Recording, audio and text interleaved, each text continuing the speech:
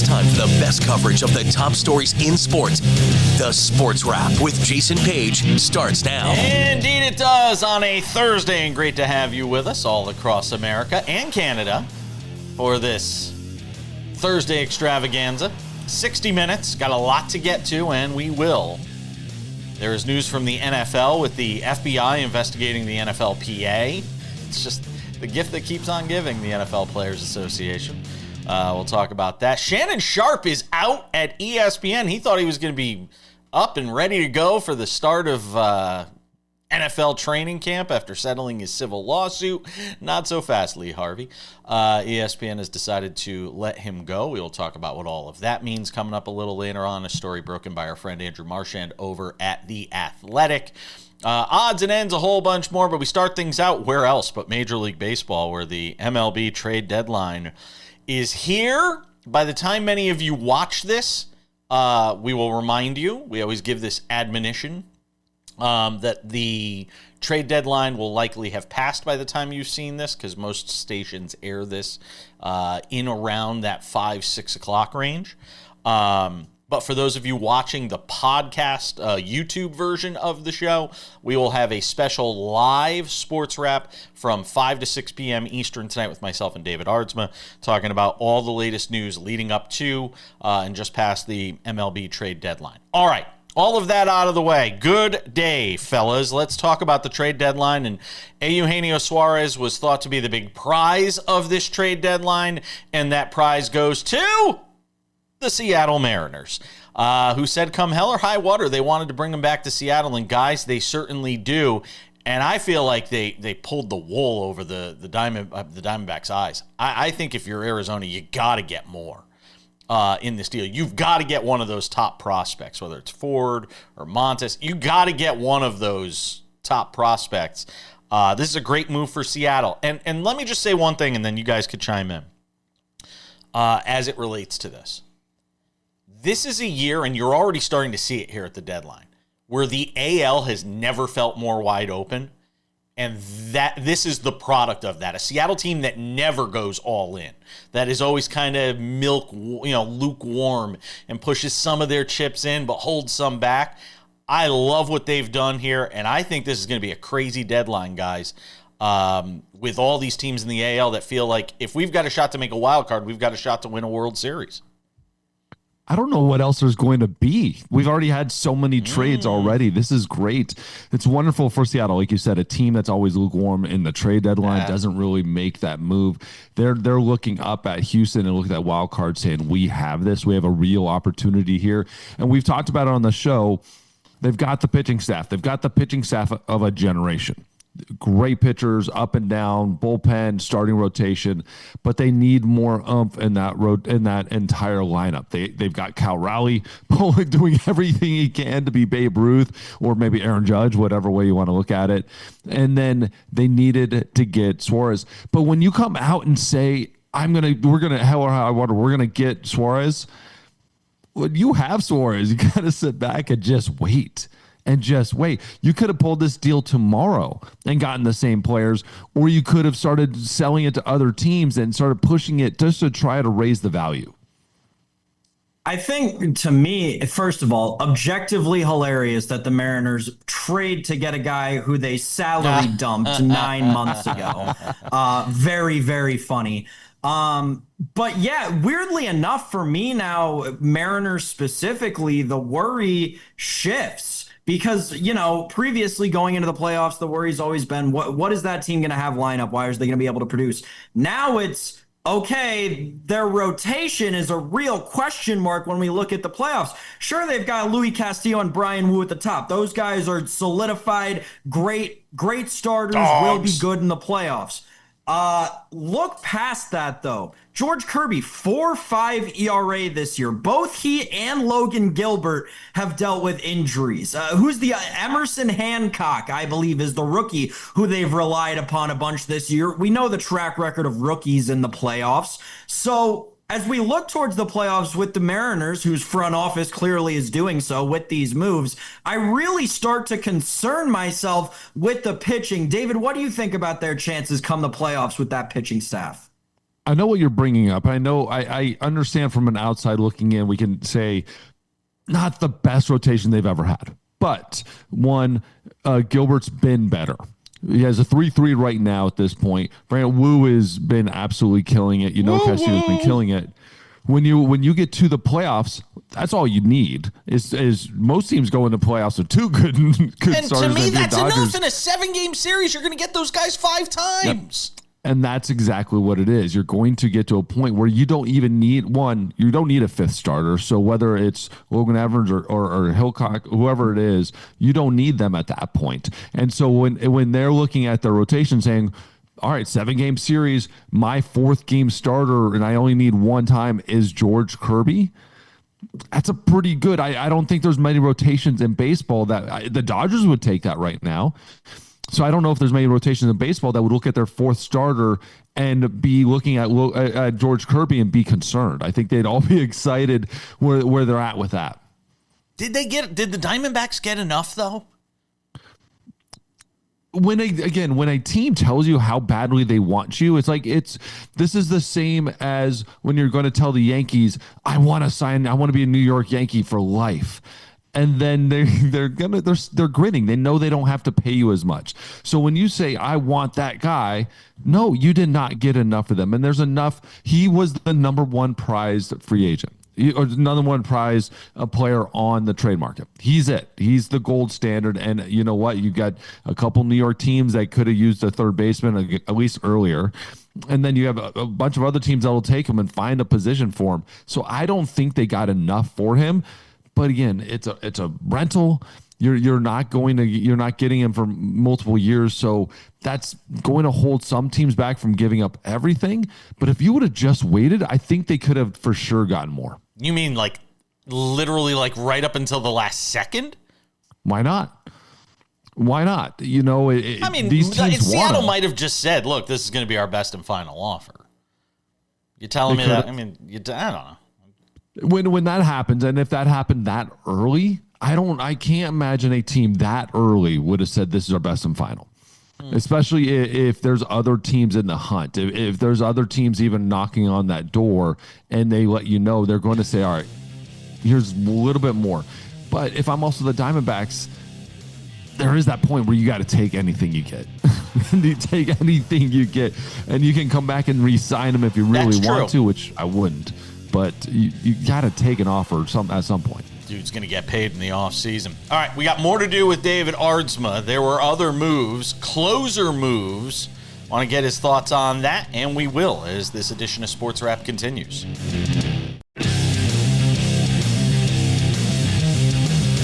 All right, let's keep the conversation going on this MLB Trade Deadline Thursday. Our man David Aardsma, former big league reliever, closer, hangs out with us on the show every Thursday, but today, especially with the trade deadline percolating. Shane Bieber to the first place Blue Jays, courtesy of the Guardians. And again, it just kind of fits into the narrative that I was talking about at the top of the show, guys, where you've got 8 or 9 teams in the American League that all say, hey, we can make the playoffs.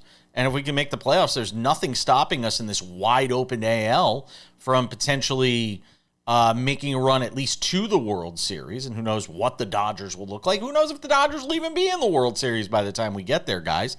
What do we think of Bieber to Toronto, guys?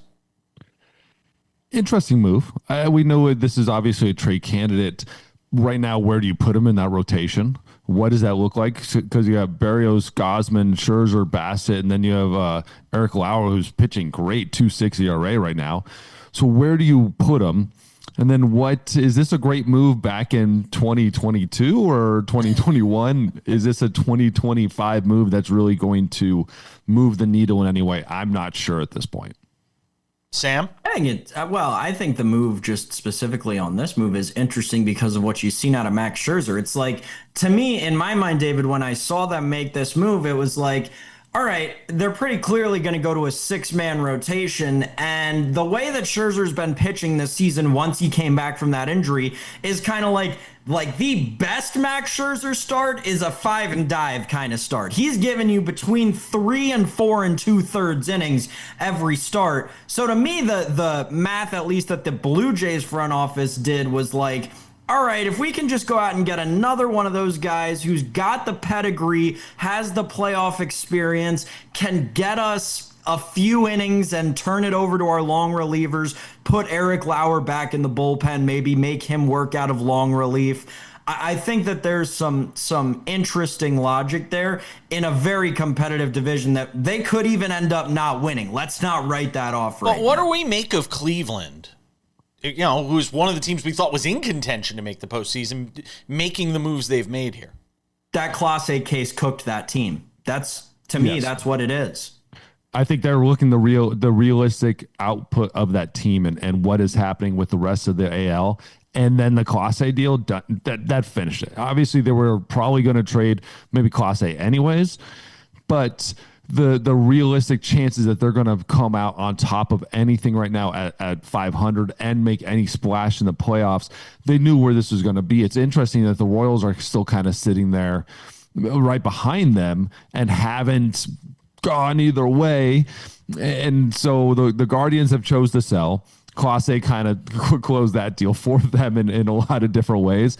And the Royals are still sitting there interesting. But bring it back to the Jays, they're definitely not for sure going to win that division. That's still up in the air. You never know where the Yankees are going to come. You never know what type of deal the Yankees are going to do. They need to definitely make some more moves. But the Blue Jays are taking a chance at it. This is an interesting move. I think this is just more of what they already have. I don't mind going for a guy like Shane Bieber at this point. Obviously, I wouldn't be giving up any prospects for Shane Bieber, which they did. I wouldn't be putting my money on Shane Bieber. It's nice to have him, but I would have rather had him earlier in the year and seen what I had all year long, see how the rehab process is going, see this and see where my rotation is. But what are you going to do? Replace Max Scherzer with Shane Bieber? Financially, you're not going to do it. You're not going to get rid of, as a locker room, you're not going to do that. I'll tell you a guy that could still be on the move too here before the deadline, and again, he might be gone by the time you watch this, is Stephen Kwan. Watch for him at the I would have loved the Yankees to get Stephen Kwan. Oh my God. That's the guy. That is the kind of guy the Yankees need. A bat to ball guy, makes contact, doesn't strike out a lot, can run, can steal you a base here and there. That's the guy I would have rather they go and get than some, White Sox outfielder that you add to this team. Give me a break. Wait a second. Because we have to go back to the AL Central. God, that's a sentence I never thought I'd hear myself say. But first, Jason, if the Yankees got Stephen Kwan, where on earth would they put him? Well, Judge is not going to be playing the outfield right away. Right. You're not going to have Stanton playing the outfield. They just went and got another outfielder. So the same outfielder you got Stanton from the White Sox. Or Judge on the bench. One of the two. Look, you figure out a way if you're the manager, but Stephen Kwan's a guy that Stephen Kwan's the kind of baseball player. Key words there. Because I could spend a whole segment talking about the Yankees' miscues last night and winning despite the fact that they should have lost. David and I were watching the game together, even though we weren't really together. That's the kind of baseball player the New York Yankees need right now is a Stephen Kwan. But anyway. I would take him for the rest of the year over Jason Dominguez. No, 100%. Stop it. No. Because I got news for you. That's it. Jason Dominguez Did you see the play Dominguez made? Going back to Cleveland. Did you see the play that Dominguez made last night? It was a game-saving play that he made. And Kwan does those every day. Kwan does type of plays but every Dominguez has power. He can run. No, we're not giving up on Jason Dominguez. You're crazy. No, wouldn't be giving up. You would have to be trading. No, we're not. No, and that means giving up on him. We're not giving up on Jason Dominguez. Jason Dominguez is having a nice year, and he's not even playing every day. Or Dominguez. Long-term Dominguez. Long-term Dominguez. 100%. Are you nuts? You're a Yankee fan talking about long-term. You're nuts. You'd rather have Stephen Kwan over Jason Dominguez? I'd like to go Do we back drug really test? quick. Do we drug Earlier, test? when I said that the Blue Jays might not win the division, I was wrong. The Blue Jays have that division wrapped up, and it's exactly because the Yankees organization thinks exactly like this about a guy like Jason Dominguez. Oh, you're all My nuts. goodness, he is nowhere near as valuable as Stephen Kwan. Even if you could put me in a time machine 5 years from now, and I promise you that Jason Dominguez would not be as valuable as Stephen Kwan. Here's my thing, though. Only got David, a minute. we have a minute left. Yohan Duran. I didn't see this move coming. I mean, I don't think a ton of people saw this move coming for this level of prospect. But the Phillies bolster a bullpen as much as they needed it. What did you take away from Duran moving to Philadelphia? Real quick. It might not have been for this many prospects that we figured out, but this is Dave Dombrowski. Do you expect him to keep prospects? The answer is absolutely not. He hasn't known a prospect that he hasn't traded. So I love this. The Phillies need it. Phillies need more. They need more of a bullpen. For once, give me some depth in the bullpen for a Phillies team, and this team might actually win something that matters. I love the move. Duran is a stud, maybe the best closer on this trade market. But give me some more depth in that bullpen, and then we can talk about this team being a legit World Series contender. Shohei Ohtani pitched for a little while last night. He started cramping. Aardsma was cramping just talking about it with me last night. We're coming back.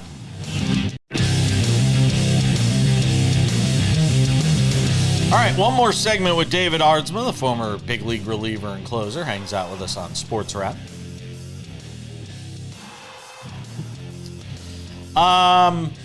We were texting last night, David, while I was watching that Yankees debacle, that roller coaster ride of emotions that is the New York Yankees. Every night.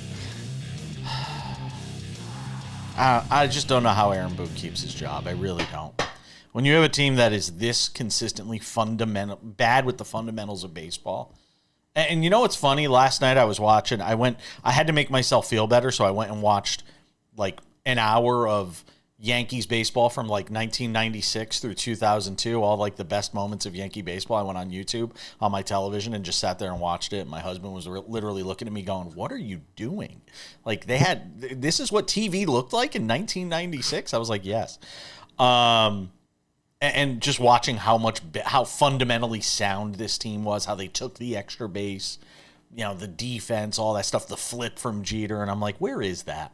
Where is that brand of Yankee baseball? It's gone. Well, we were texting last night when Shohei Ohtani got pulled from a game. Originally they were saying it was forearm, and all of a sudden you start to go, uh-oh. Then after the game they said it was cramping. You had some interesting thoughts when we were texting about it. Share them here. So this is something I believe, if it's really a cramp, okay.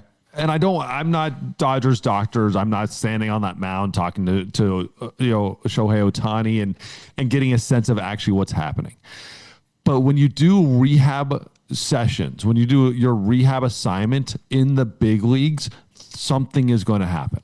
This is why we don't do it. This is not the first case of somebody rehabbing from an injury, but this is the first time you see it from a major long-term injury in the big leagues. And in situations like this, these things should be happening, and you should be getting through little soft injuries and little things like this in a minor league field, in the backfield, without cameras and nobody paying attention and nobody knows it even happens. Before the game, throw 4 innings, throw 5 innings, get your innings up. This happens in the minor leagues for reasons. And if this is anything more than a cramp, it's on the Dodgers. It's on the Dodgers staff, on the medical staff, on the front office, on the coaching staff, on any single person that had anything to do with saying yes to this idea. It is on them. And the Dodgers have shown there's no reason for forgiveness with what this medical staff and front office has gone through with injuries. The amount of pitching injuries they've had, there's something there. There's something that needs to be addressed, and maybe it's nothing. But the amount of pitching injuries they've had, and then they choose their biggest prospect pitcher, or whatever you want to say it, the unicorn, to do a rehab assignment on major league mounds. It begs a question. It begs to be questioned. It begs to have some answers on whose idea that was. Well, but David, I would ask you this, like, what is the alternative? Because you remember when Ohtani first started pitching in actual games again, after he had been pitching in simulated games for months at that point, he was the best hitter, and probably still is, in that lineup. So, like, you're not just going to send your best hitter down to the minor leagues so he can figure out his pitching. So what would the viable alternative have been for you? I have an answer. It would have been he doesn't pitch until next year, when we can actually stretch him out properly and have a spring training. Do they need him pitching 3 or 4 innings for them to win a World Series? Is this really going to be the difference between them not winning the World Series? No, it is absolutely not. They could have done this correctly and started it at spring training, off-season workout program, all of that. That's my opinion. But David, you're the expert. I'll defer to you. I will say this, though. Him pitching 1 inning won Japan a World Baseball Classic. Him pitching 1 and 2 innings at a time. Tournament. It's apples and oranges to Major League Baseball. It might have led to another reason why he had Tommy John in the first place, was pitching the World Baseball Classic, which it doesn't have the biggest injury history that everybody likes to talk about.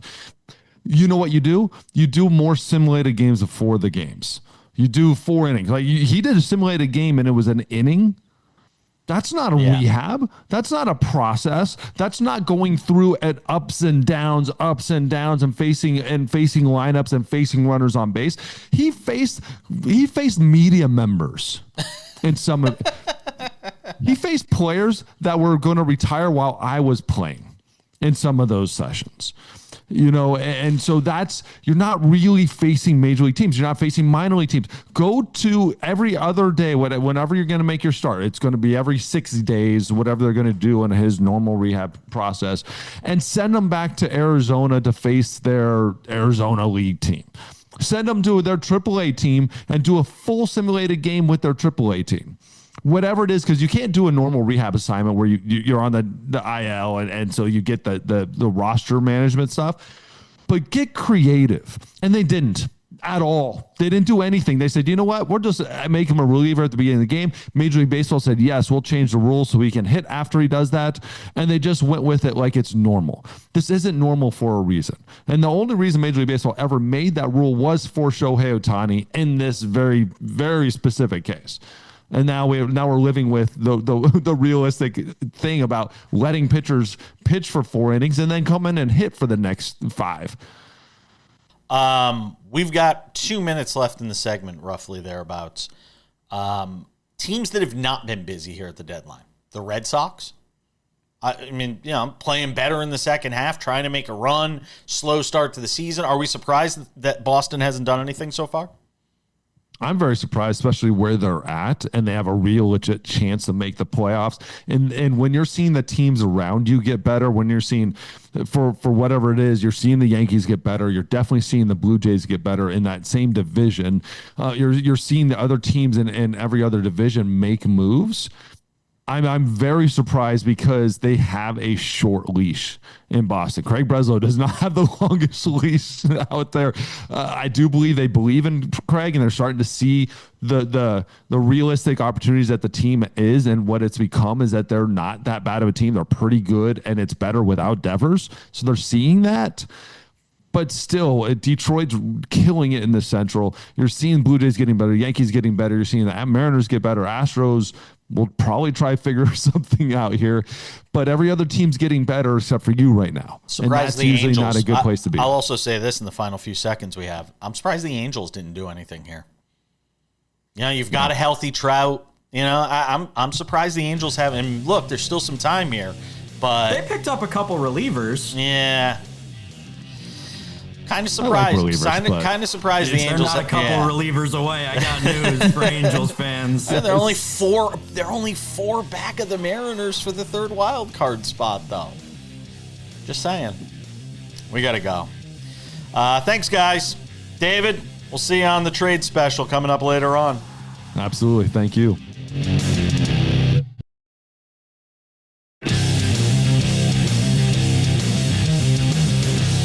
Welcome back. Let's move away from the baseball talk for now.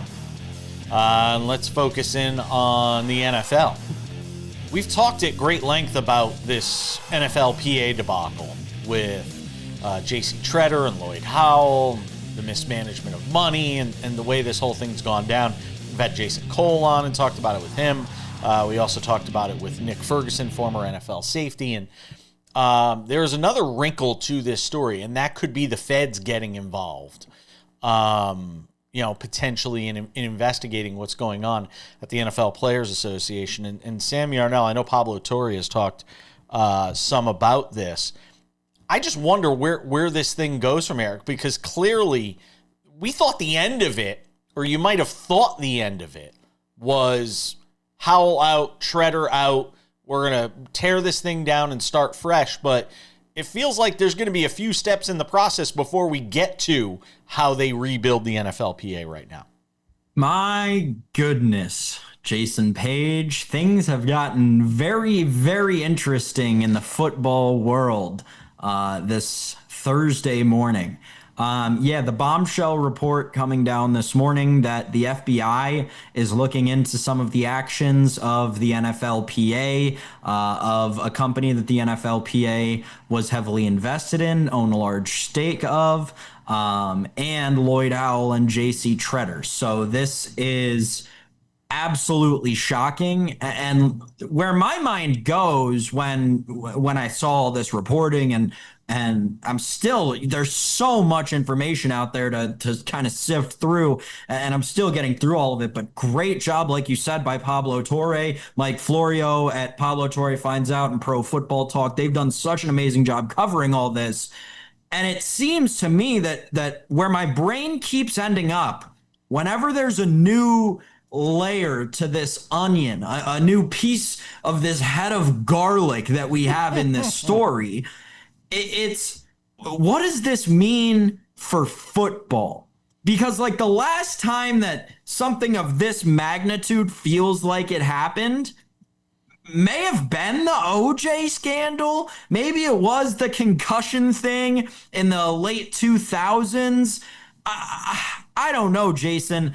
This feels like, and again, I said this when we were talking about this last time on the show, because it's internal, it feels like it's something that could really damage football and the NFL and the NFLPA as a whole. They're entities that are so strong that they can only be taken down from within. And it feels like this could be the beginning of a crumbling to an extent for these massive corporations. I'm more of the mindset that maybe I'm looking at it as glass half full.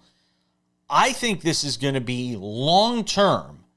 I think this is going to be the best thing possible for the NFL Players Association, because they're going to have to tear this thing down to the studs and rebuild it from scratch.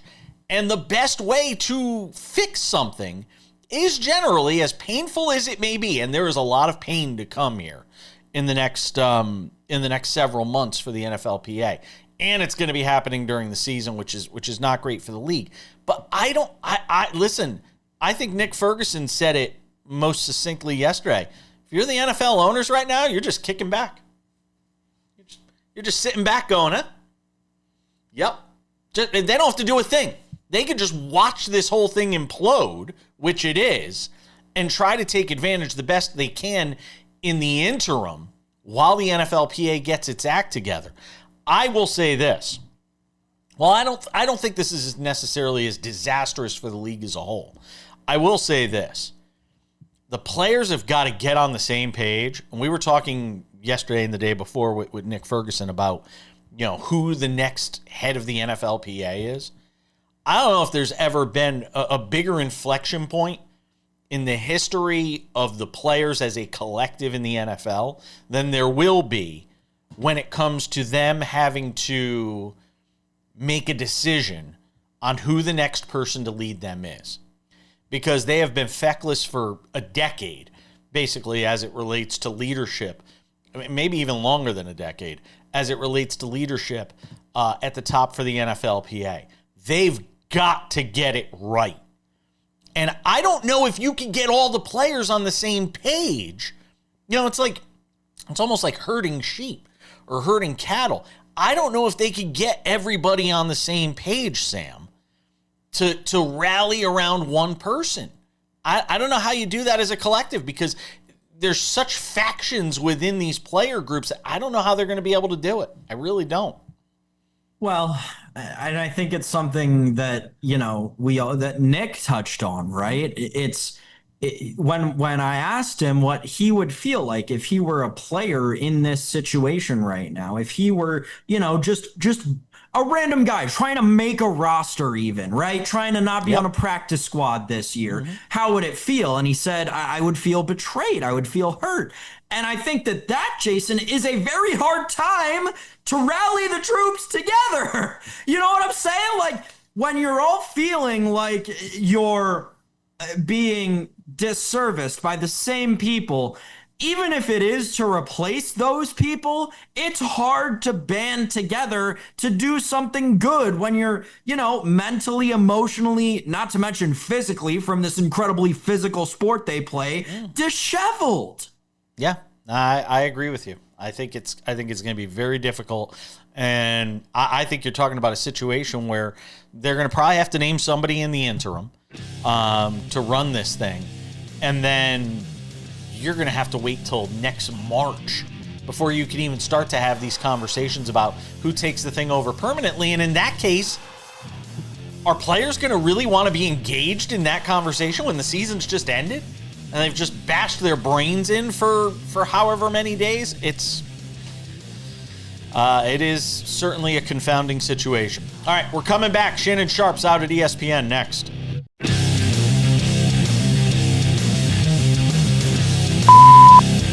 Welcome back to this Thursday edition of SportsWrap. From the sublime to the ridiculous, maybe? I don't know. I certainly was surprised, Sam Yarnell, to see the news that Shannon Sharpe is out at ESPN after settling a civil lawsuit that accused him of sexual assault and rape. Because it felt like everybody was satisfied with the terms by which he settled with this Jane Doe that was represented by Tony Busby, who's been involved in a lot of these sorts of cases. But the news came down yesterday from Andrew Marchand, our friend over at The Athletic, who comes on the show often to talk about media matters. I was surprised that ESPN, I was encouraged that at least we know ESPN has some red line now that you can't cross, that to them is like, this is too bad even for us. Pat McAfee dropping F-bombs and muting our show every 5 minutes. No, we don't care about that. Defaming some college student and then not apologizing for 5 months. Shit, apology schmology. We're fine with that. But you go and get accused of rape and sexual assault and settle it civilly. Well, that's a bridge too far for us at ESPN. The mouse has to stand up for something. What was your reaction when you saw Shannon Sharpe cut loose? My reaction was, whenever that Pat McAfee lawsuit with that college girl settled, his show's going to end the next day, because it will get settled. And yeah, that's going to be the end of Pat McAfee on ESPN, in my opinion. The Shannon Sharpe thing is like, I think we all kind of assumed it when the allegations came out and he, stepped away and said he'd be back by training camp, and then training camp opened up and he wasn't back. It was, the writing was on the wall, and I guess now he'll go enjoy his podcast with Chad Ocho Cinco Johnson, another very calm, collected former athlete who should definitely be given the liberty of being behind a microphone. No sarcasm like Shannon Sharpe there at all. No sarcasm sense there at all. Has Stephen A. and I don't mean to sound uninformed. Has Stephen A. Smith said anything about this? Of course not. Of course not. Interesting. Stephen A. Smith says something about everything. In his defense, not to defend he must somebody be busy. He must be busy. Horrible. He must be busy. He must be busy talking to Candace Owens for the 7,000th time. No, Stephen A's too busy talking to his stacks of money, which would disappear if he came out and defended Shannon Sharpe in any way. I don't blame him for that. The dude's got a massive check. I would want it to clear too. I wonder what Skip Bayless is thinking right now. I saw a lot of funny memes. About Skip Bayless yesterday. Just kind of sitting back and probably taking some joy in the misery of Shannon Sharpe right now. Yeah, but he probably was doing it somehow incorrectly. I do wonder though. And this is what I talked about. We did a SportsWrap short on this yesterday. And I wonder if this points to, you mentioned the Pat McAfee aspect of it. And that's where I am most curious to see. If ESPN now is saying we're going to pull back on the dumb bro culture that is pervasive in what we're doing these days. You see the signing of Rich Eisen. That show starts in about a month over on ESPN Plus and bringing him into the ESPN radio fold. And it does kind of make you wonder if this is the network saying, all right, we've got to pivot here. We've got to reverse course somewhat in terms of how we're presenting our brand. That's what I wonder, because the McAfee deal's what, 3 years? Like, that deal's got to be coming up soon. I thought it was a 3-year deal. I have no idea. Yeah, I thought it was a 3-year deal. And it does make you wonder if this is the start of the shift for ESPN. And I keep saying it. We know Fox Sports is going the Barstool route. We see what ESPN has done here with McAfee. And I'm curious to see how other media outlets treat this sort of, this dynamic that exists in media now, where everybody's trying to target younger people, the edgier show. If ESPN's going to pull back away from this a little bit, if the ratings are telling them something, if the research is telling them something, Sam, I wonder, because we don't know what that research shows. Everybody brings in consultants and, has them sit down with a bunch of beers and food and says, tell us what you think. I wonder if the research is telling them that this isn't working. I also wonder if they're making money with McAfee.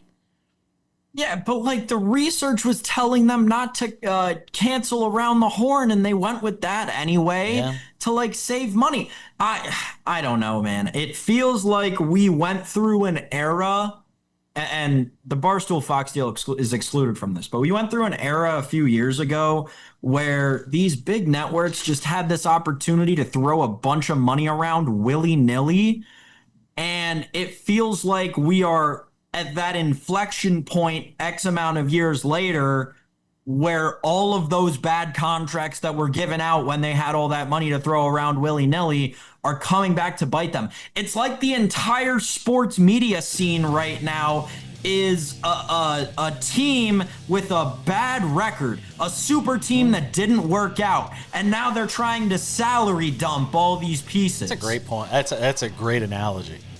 That is a great analogy. It's funny sometimes how sports and sports media can mirror one another. We've got odds and ends around the corner. There is more breaking news from MLB when it comes to the trade deadline. We'll get to it next.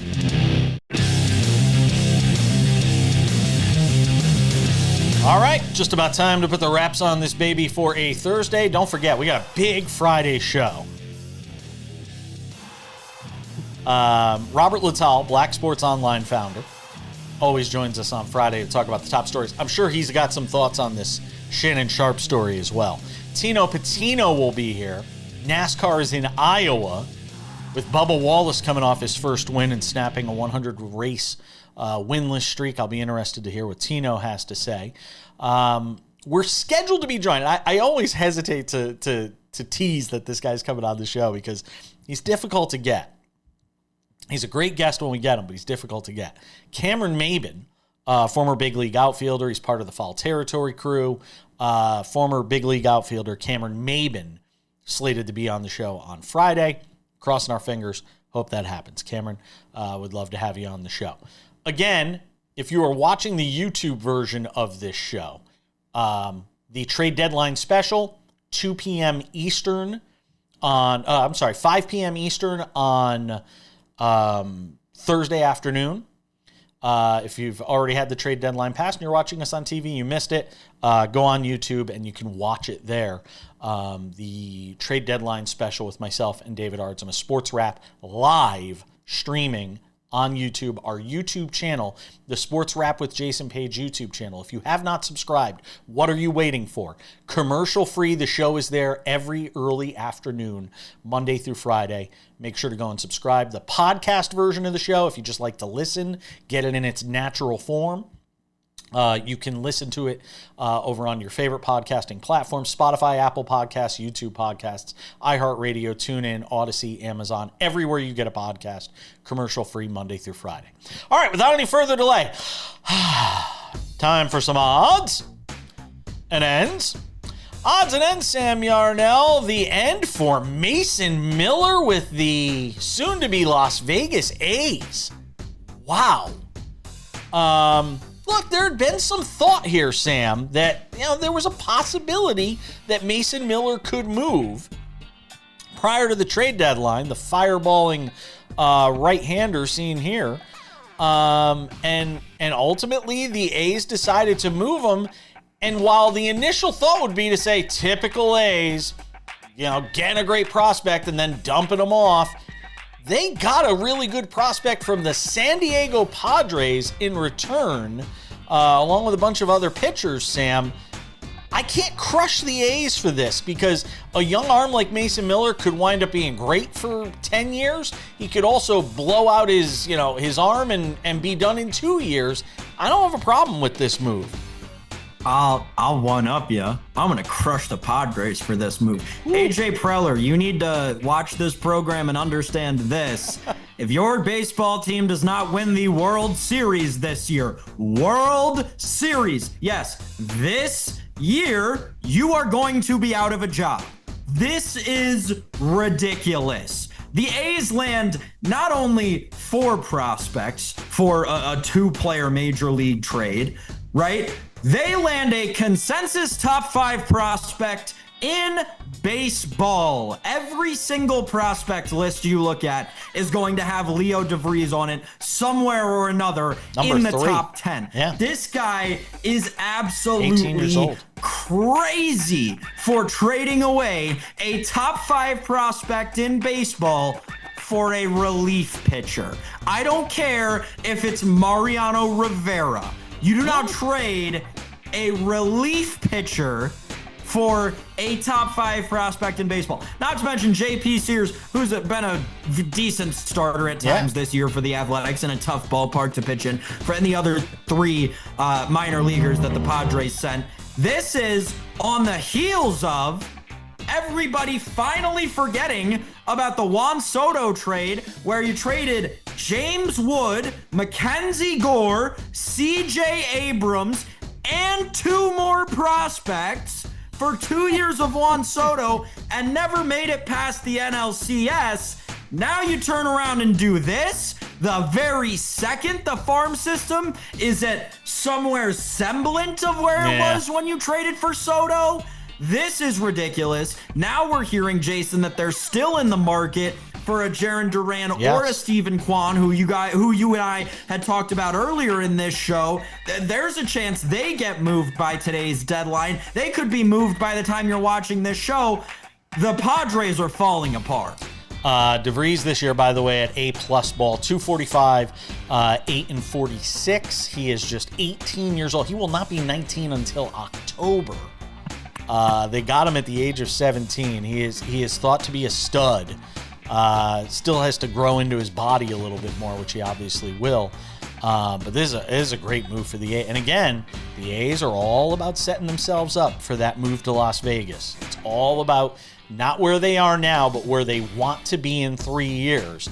And as easy as it is sometimes to crush the A's from a management and an ownership situation in terms of how they left Oakland and sort of the haphazard way in which they are creating this situation in Las Vegas, the interim purgatory that is Sacramento, they are clearly putting together a strategy to have themselves set up so that when they move into this new ballpark in 2028, here in Las Vegas, that they're going to be doing it with a team that's fun and exciting to watch. Well, there will be more moves made. We will have them covered on Friday's show. Anything that we didn't get to here that took place after we said goodbye, we will have it covered on Friday's show. Again, hopefully Cameron Maben will be with us to recap the trade deadline and a whole bunch more. Thank you to David Aardsma. Thanks to you, Sam Yarnell. Thanks to all of you for watching.